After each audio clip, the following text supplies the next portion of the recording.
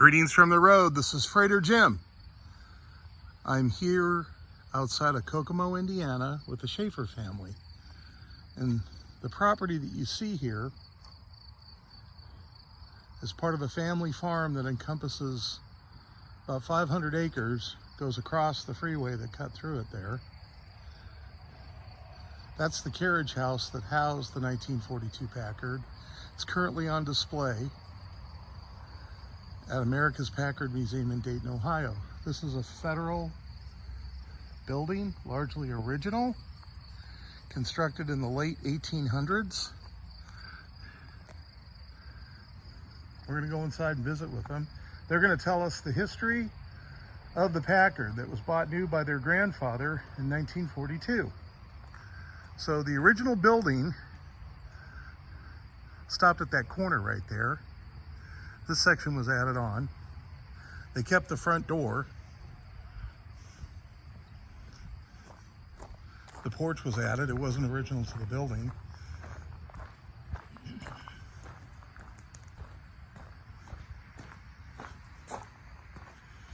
I've been gifted some tomatoes and some homemade chocolate chip cookies.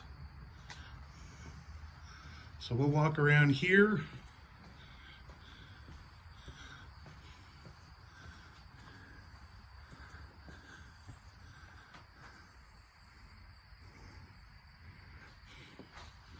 We'll go inside.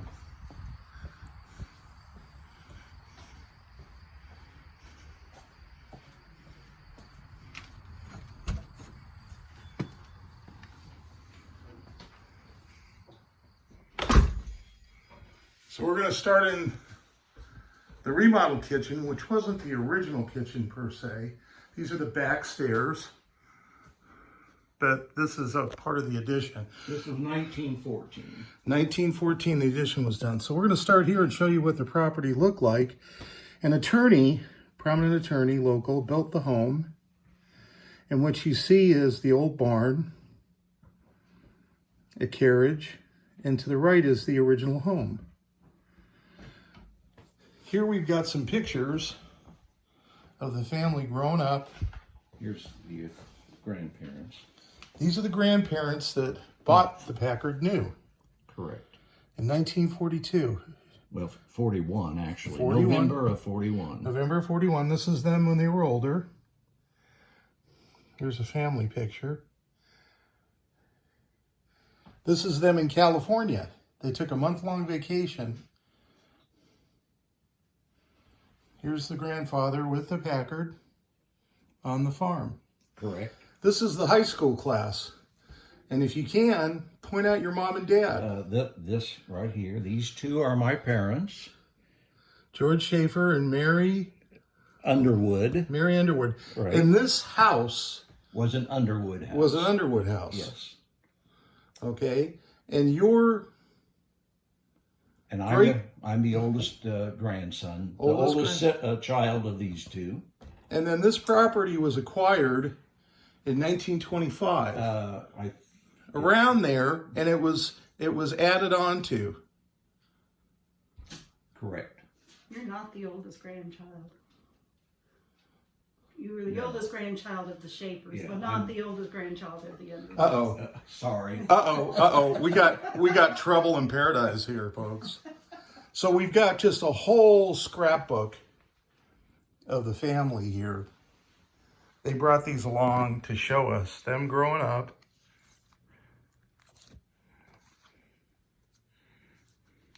Just wonderful memories of the family.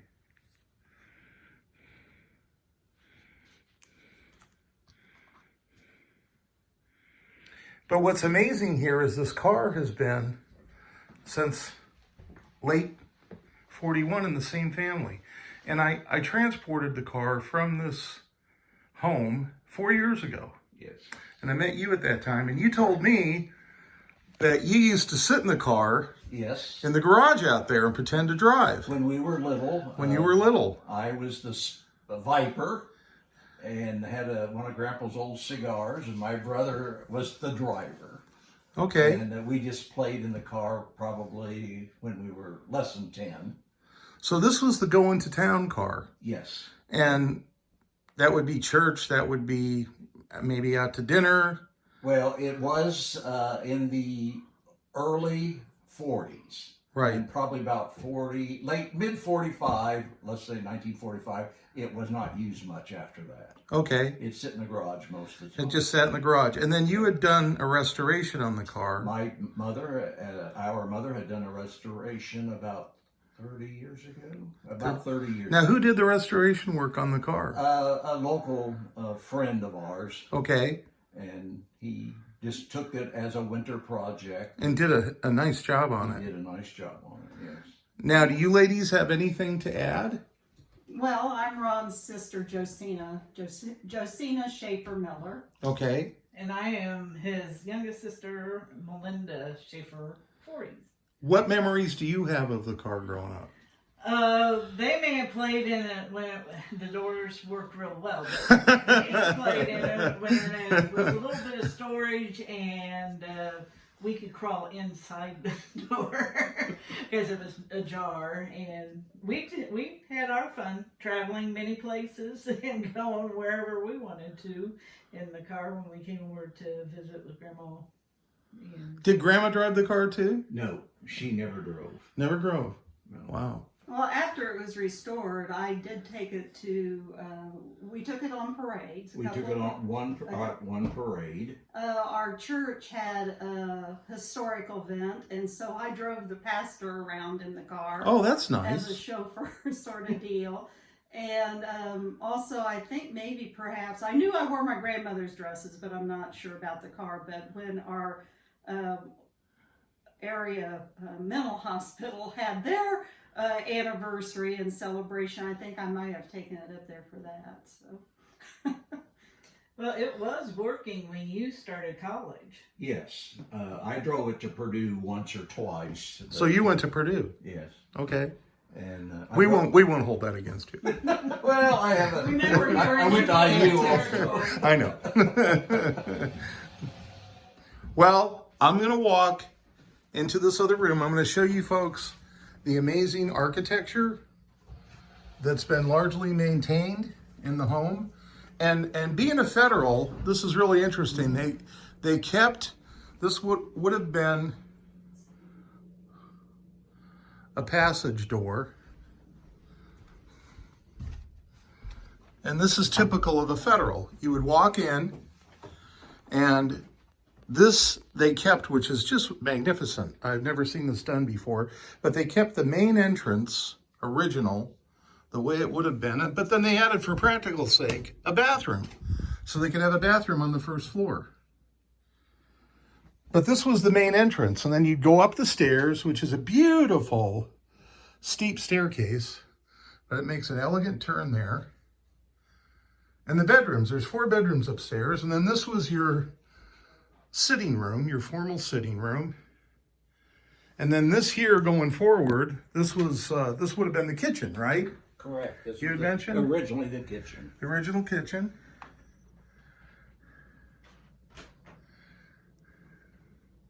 So he's restored, the casework is all original. He's restored the wallpaper the way it was in areas. An aunt did these murals for me. Beautiful, beautiful mural work. And the waistcoating is original, right? Yes. Going around. Yes. And then this was a little sitting room or a little parlor. Beautiful curtains. And just look at that casework.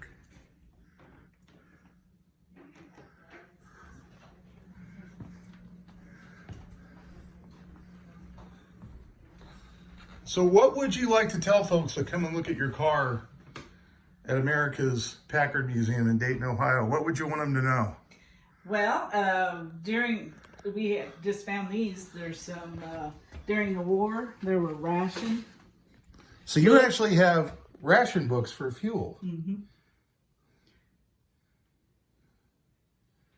And that it brings up a lot of neat memories for us, and hopefully whoever gets to come and visit it and see it and takes the time to enjoy it as much as we enjoy it will have some very fond memories of what strikes them in their hearts. Now, are these family relatives right here? Yes. Yes, this is our grandmother Okay. and our mother, Okay. and here's grandpa and When they grandma. were younger. Yeah, 1910. I'm not sure what kind of car. I know they had a King. Right. I don't know whether that's a King or not. And then the one they had before the Packard was an Airflow Chrysler. Chrysler Airflow. That's a nice car.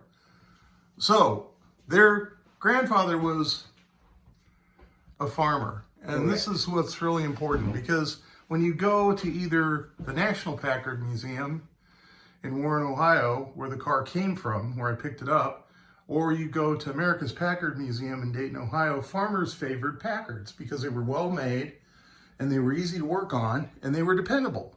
So they were a luxury car, but they also served a practical purpose. So I'm going to wrap it up here. Hope everybody's having a good day. It's kind of raining here in Indiana. We'll walk back outside and take a look at the carriage house where the car used to be stored. And then I'm going to hit the road with my homegrown tomatoes and my chocolate chip cookies. So this is the carriage house. And this is where the 42 Packard was stored for most of its life.